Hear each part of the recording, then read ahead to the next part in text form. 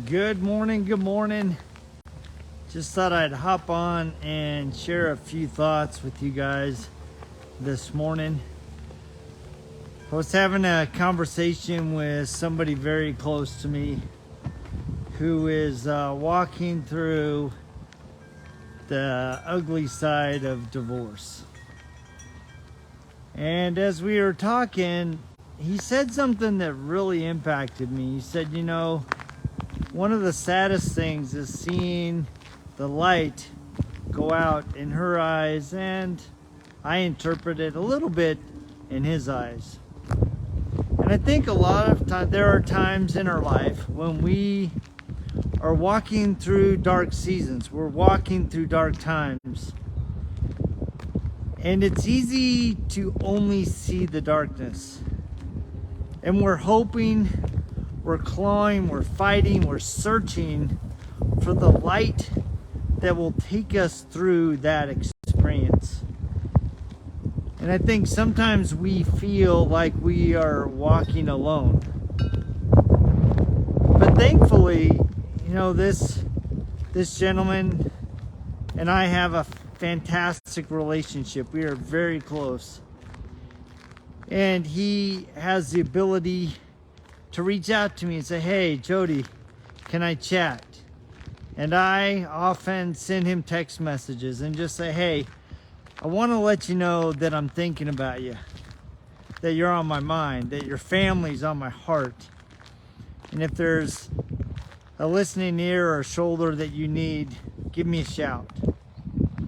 And I think sometimes we underestimate the power of those in our circle who are yearning and willing to help, but sometimes we don't have the courage or the humility to go, "You know what, I need some advice.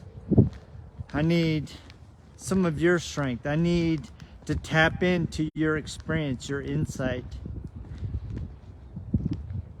And I think a lot of times the light that we need is right around us.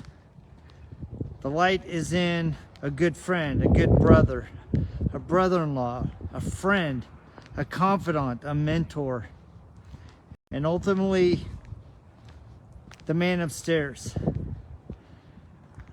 When's the last time that you laid it all out on the table before the Lord and said, "You know what?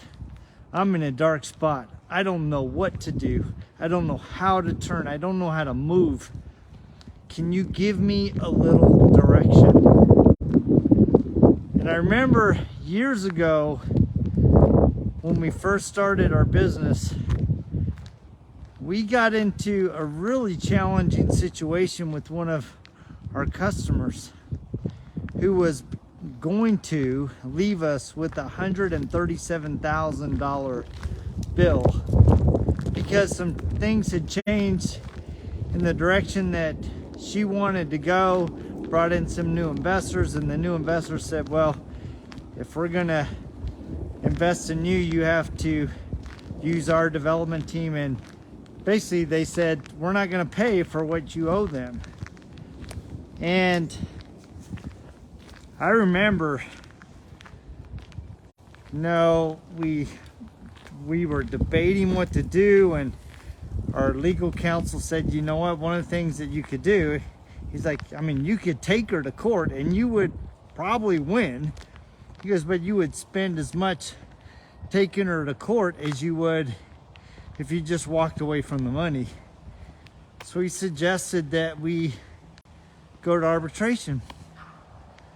So we agreed, and this lady flew in, and the arbitrator said, "Look, you need to plan on being here all day. A lot of times these go very long. Sometimes they go into the evening. So be prepared to have some tense negotiations." So we went in with the mindset that we were going to negotiate and come to an agreement that was amiable.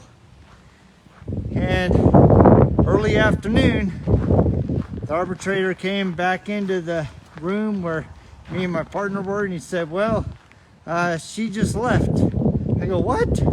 He was like, yeah, she said she had a plane to catch and got up and left. And basically, you know, we said, look,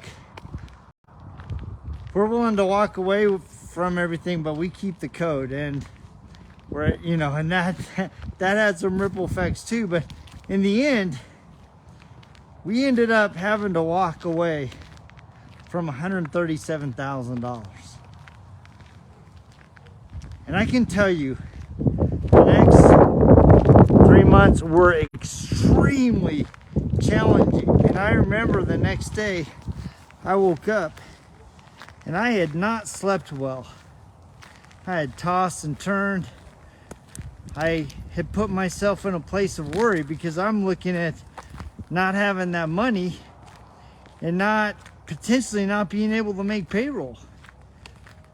And dude, my heart, my mind, my soul was just consumed with what had just happened. We were completely sucker punched. We had acted ethically. We had acted in the best interest.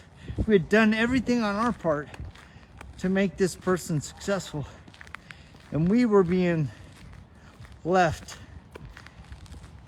And I remember getting out and I just poured my heart out to God. I'm like, what do I do? I mean, tears were streaming down my face. I was in a dark place. I was not sure how we were going to move through it.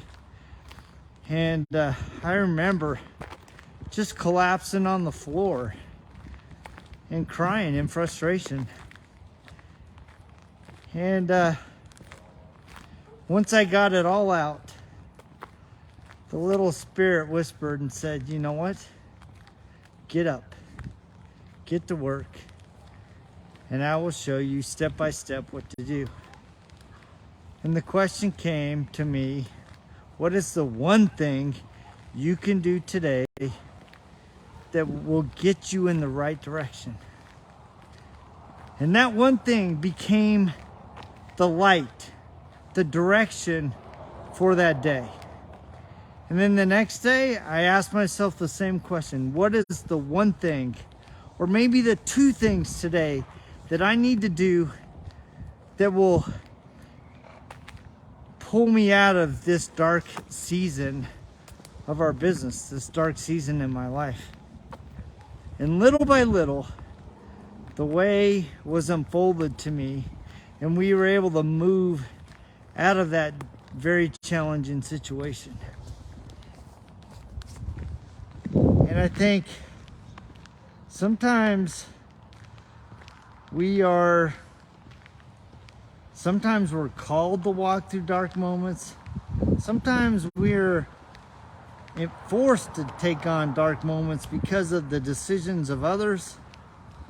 And other times, those dark moments may be because of decisions that we've made. And now we are dealing with the fallout of those decisions. So, if you're in a dark spot and you're wrestling with how to get out of it, a couple things that I would suggest you do. Number one, take a moment and write down the good things that are happening in your life. I don't care how small they are. Your car's running, you have a roof over your head, you have a wife that loves you, you have amazing kids, you have a good friend. Write down everything that is good in your life. And in that writing, you're going to discover that you're a little bit more blessed than you thought you were. The other thing you can do is reach out to a friend, somebody that you trust. Humble yourself to go, you know what? I'm not in the best spot. I'm really wrestling with this challenge. I'm wrestling with this problem. Maybe it's your family. Maybe it's your business.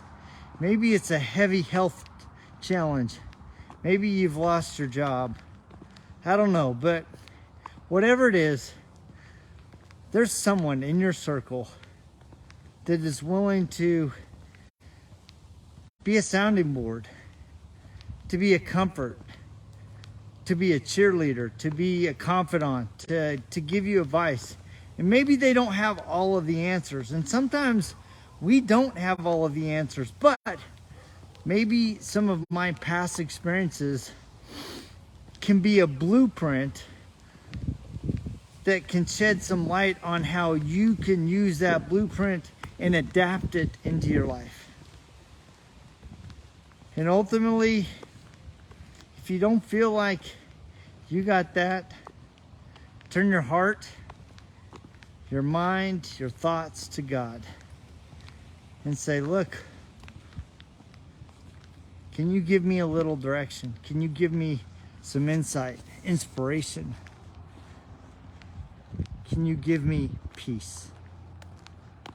Because sometimes the greatest gift is just knowing that you're not walking alone, that yes, you still have to work through the problem, you still have to push through the darkness, and you have to find that beam of hope, that beam of light that shows you one step at a time to move through your challenge. I want you to know that I know what it's like to walk through dark moments, but I also know the joy and the peace of mind that comes after the trial.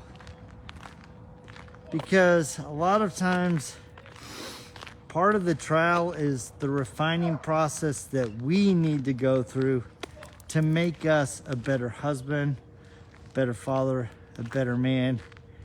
And you just might discover an inner strength in yourself that you never thought you had. And you might also develop some characteristics in yourself, like greater empathy, greater patience, greater understanding, greater love for not only those in your circle, but also a greater love for yourself. You guys go make it a great day. See ya.